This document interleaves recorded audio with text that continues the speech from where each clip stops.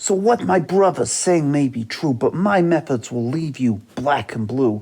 They are the nice ones, but me not so much. But I won't kill you, not as such. Now I'll just make sure you live to regret it. So change your mind now or you're in the... Raphael! Sorry. We are ninjas. We are brothers. We're united and we're strong. We are ninjas.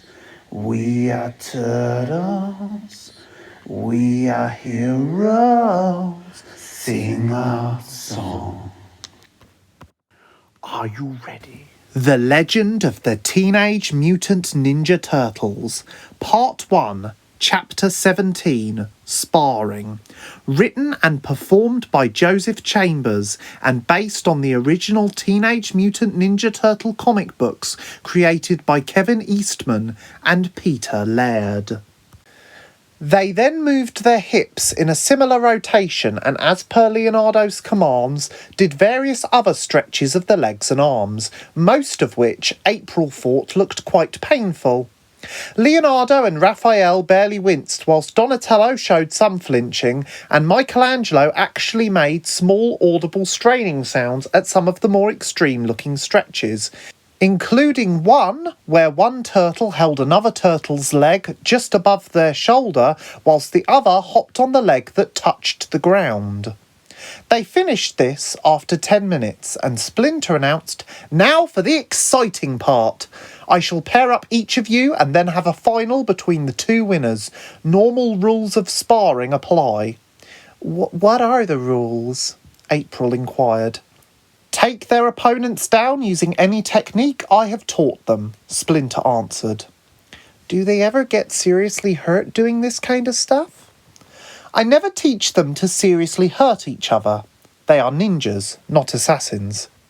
They are simply taught to take each other to the ground so they can no longer fight back." Michelangelo was paired up with Leonardo, and Donatello was paired up with Raphael. They bowed to each other, and then the battles commenced. There was too much action for April to take in at once. She turned to Master Splinter to compliment him on how well he had taught his students, but he had mysteriously vanished into the night. Leonardo analysed Michelangelo and devised a quick routine of defensive and offensive movements. To Michelangelo, this looked like hesitation and was taken as weakness, and Michelangelo let himself become cocky. "Oh, snap, bang, cowabunga! You don't know what to do!" he sang as he practically danced in front of his brother.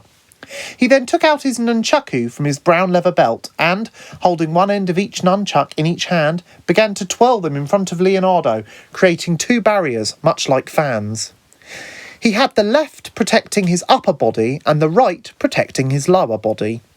Leonardo jumped over Michelangelo and, on landing, did a backwards roll. Before Michelangelo could react to Leonardo's change in location, Leonardo kicked him with both legs in the centre back of the shell from an upside down standing on his hands position. Michelangelo flew forward and landed on his elbows and knees. Leonardo got upright and went to pin his brother down from behind. Michelangelo quickly thrust his fist behind him, and it struck Leonardo's face before he had a chance to block it. A globe of glowing teal blood formed on his lip, but he seemed unfazed. Michelangelo got to his feet and began to block various attacks from his brother by moving his arms wildly and effectively, his nunchaku caught in a storm of motion. After 30 seconds of this, Michelangelo began to tire. Leonardo took this opportunity and punched Michelangelo in the stomach. This made him reel, and he bowed backwards, losing balance and falling on his rear. Michelangelo grunted the word "Yummy," and the battle stopped. Michelangelo walked off and knelt on the floor with a slight look of disappointment on his face. "One day," he muttered. Meanwhile, the battle between Raphael and Donatello had been radically different. Donatello tried to plan out the entire match. He succeeded, but plans with active variables do not always fall into place and come to success. His plan was to use the theory of motion and pivots to unbalance Raphael and knock him over. Once this happened, Donatello could pin Raph down and get him to surrender. Here's what really happened.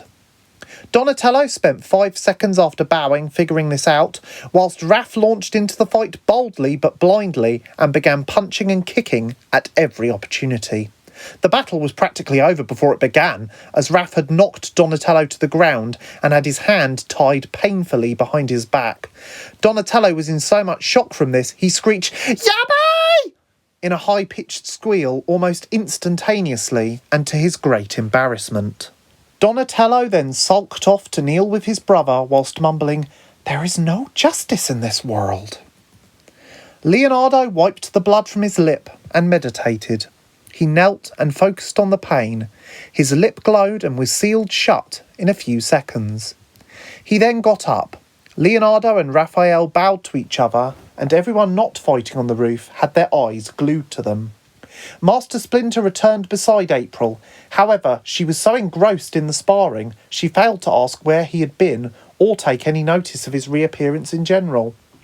Raphael was the first to move. You could always count on Raphael to throw the first punch.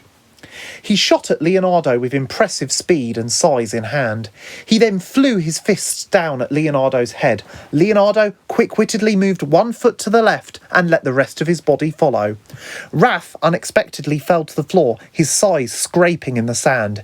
His head turned to face Leo and he gave a roar of anger.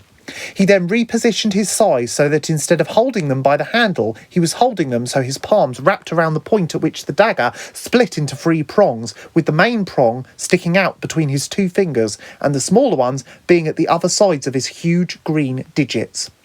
He rocketed up out of the sand and soared through the night air with side kicks and frontal sai assaults, where he attempted to punch Leo in the stomach and chest with his sais securely in his fists. Leonardo successfully blocked all of these and furthermore managed to end the 5th block with a stealthy roundhouse kick to Raphael's head. Raphael tumbled backwards with shock and with a great shower of sand collapsed on the floor. Feeling weak and having completely exerted himself, he mumbled, "Yummy."